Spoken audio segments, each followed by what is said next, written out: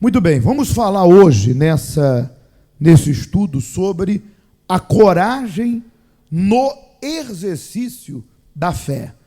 E começa dizendo: se observarmos atentamente o perfil de todos os homens usados por Deus no passado, e os factos acontecidos por causa deles, não encontraremos apenas uma expressão de fé, mas também uma coragem de colocar em prática a obediência a Deus. Sim, porque a fé, se não estiver aliada à coragem, torna-se ineficaz, improdutível, o quê? E morta. Aliás, o texto sagrado diz, né? Fé sem obra, coragem, é morta. A coragem é imprescindível para a concretização da manifestação do poder de Deus na vida do cristão. Nós mesmos temos tido experiências dentro da igreja. As pessoas que mais demonstram coragem nas suas atitudes de fé são também o quê? As mais abençoadas. Vamos dar uma pausa aí. Olha só que coisa interessante. Veja que, falando do que estamos vivendo, a fé do altar, na revolta de Gideão, veja que, quando Deus falou com Gideão, para levantar o altar, quando a gente fala levantar o altar, as pessoas que não têm bons olhos, que não são espirituais, elas já pensam em altar, elas já pensam em oferta, já pensam em dinheiro. Só que a primeira coisa que Deus pediu para Gideão não foi o material. Se você observar, Deus apareceu e disse: Gideão, derruba o altar de Baal. Depois, faz um altar para mim. Depois, pega o material, o segundo, o que você depende, a garantia, o futuro, põe no altar. Agora vamos imaginar, ele reuniu 10 homens para fazer isso. Você imagina que o altar de Baal era de que tamanho? Era enorme. Tinha um poste ídolo de madeira enorme. Era o deus da fertilidade para aquelas pessoas idólatras. Porque Deus não era, nunca foi. Agora imagine você. Deus mandou ele ter coragem para remover a idolatria, o pecado. Ou seja, aquilo era o Deus.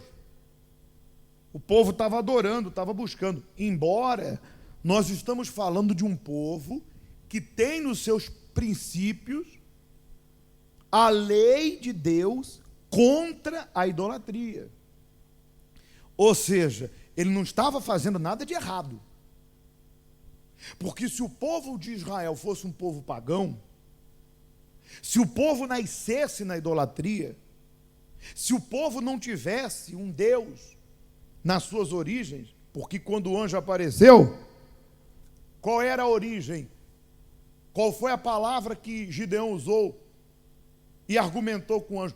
Cadê o Deus que os nossos pais nos contaram? Ou seja, os pais de Gideão não passaram para eles idolatria, passaram para eles a imagem de um Deus único, vivo e poderoso.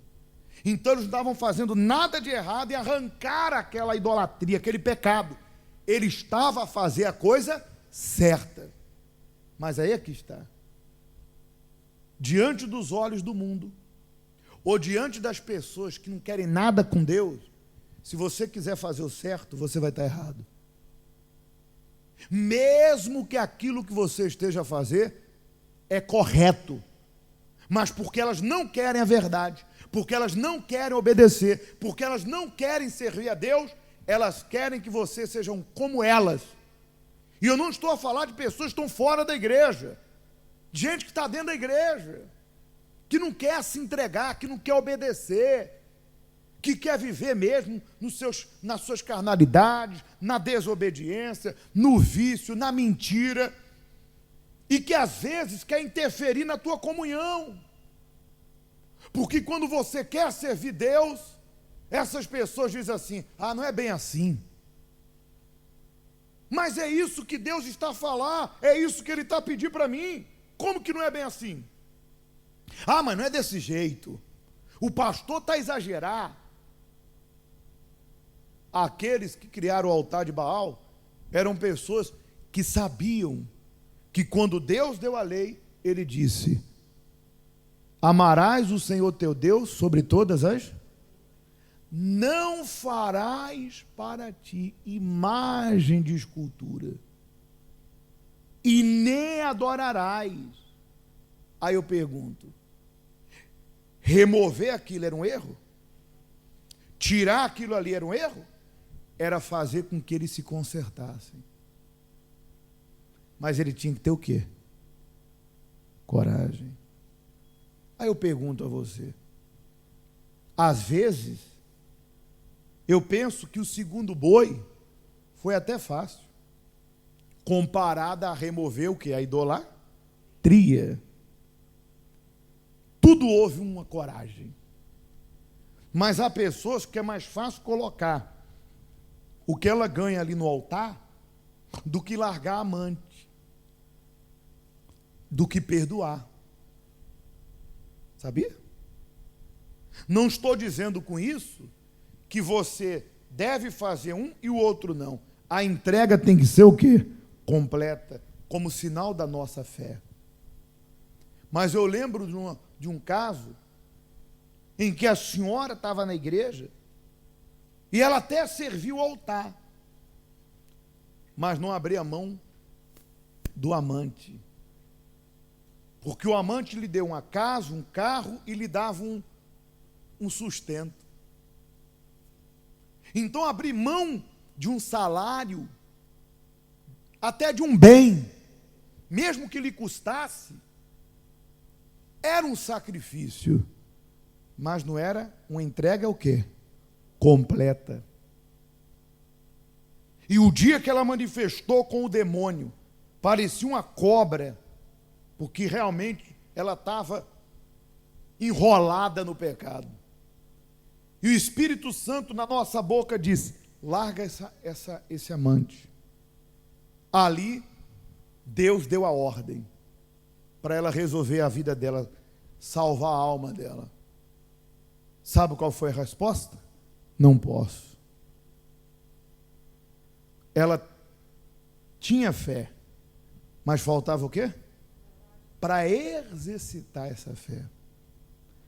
Então, não pense você, principalmente os maliciosos, que quando se fala de entrega no altar, é apenas uma entrega material, é completa. Gideão pegou os 10 homens, foi à noite, derrubou aquele altar, removeu a idolatria, levantou o altar de Deus. Veja que ele fez tudo completo. Pegou o segundo boi e colocou sobre o altar. E Deus o revestiu.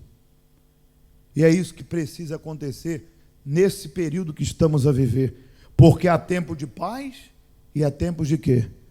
De guerra. Vamos acompanhar o restante.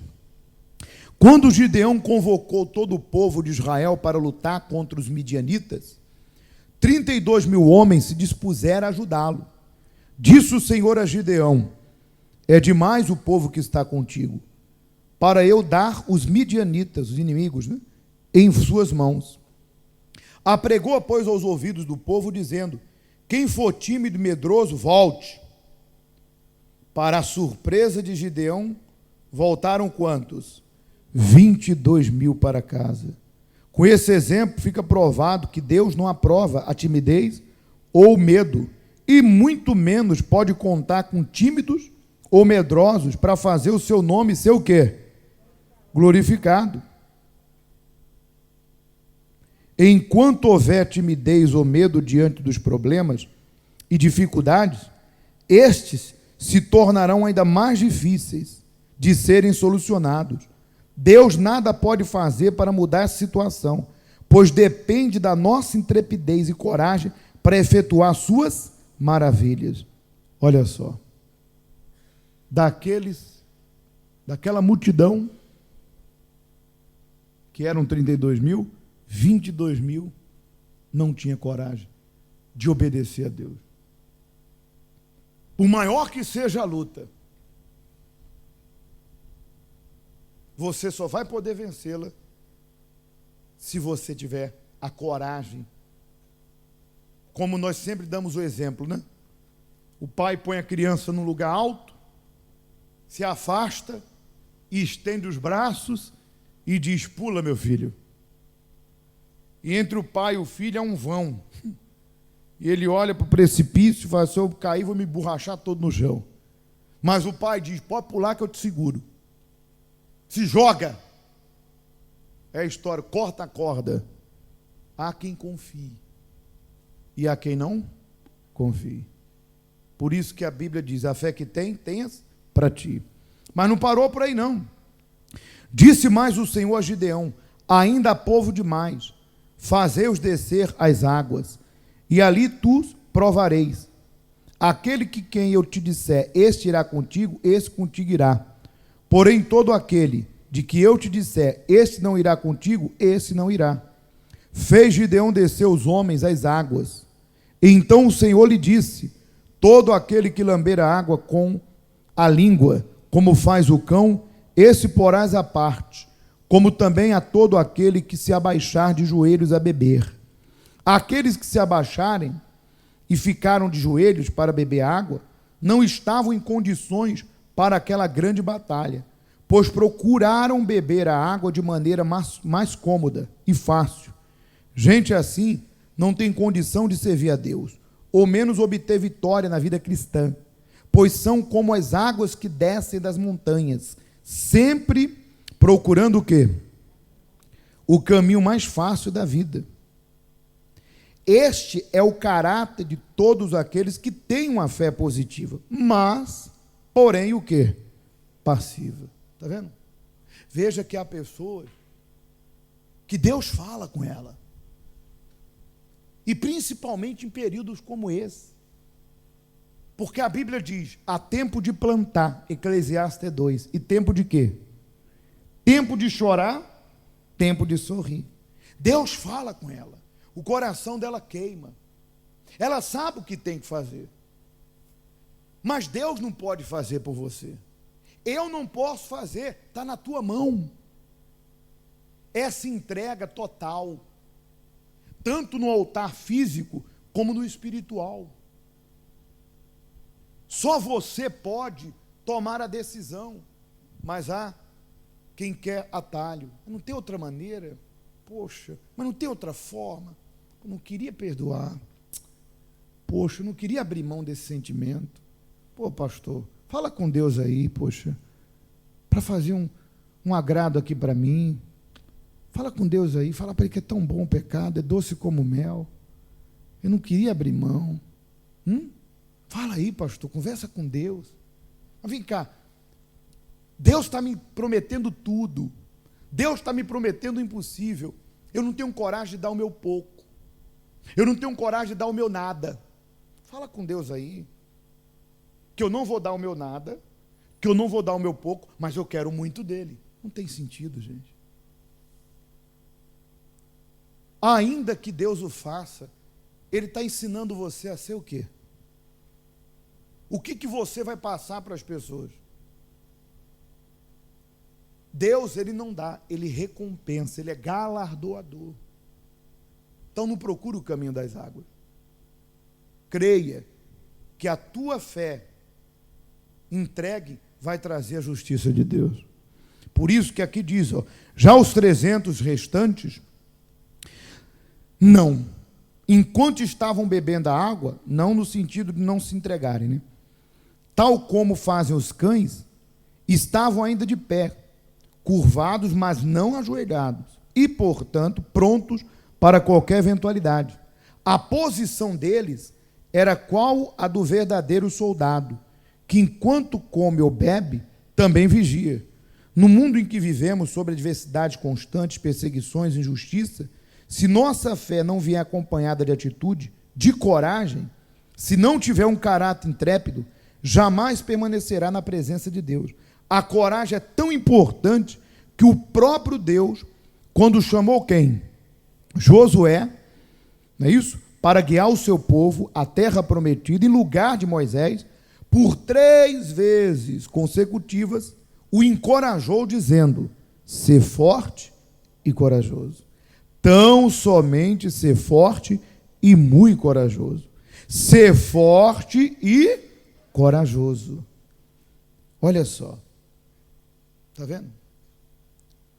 Ou seja, a pessoa que vive a fé, ela entende que Deus vai fazer a parte dele. E quando ela faz a parte dela, ela confia na justiça de quem? Deus não falha. Deus não vai falhar comigo. Então ela não tem medo de entregar o seu pouco pelo muito de Deus. Ela não tem medo de desagradar as pessoas, porque ela vai ter que abrir mão de certas coisas que vai contrariar aqueles que levam ela ao erro. Ela não tem medo de perder para ganhar, porque vai ter que perder certas coisas, perder certas companhias, que no fundo não é uma perca, é um ganho. Mas Deus recompensa. Acima de tudo, com a vida eterna. E aqui na terra, com o extraordinário, como ele fez com Gideão, que não hesitou em derrubar o altar, mas também não deixou de fazer o que Deus pediu.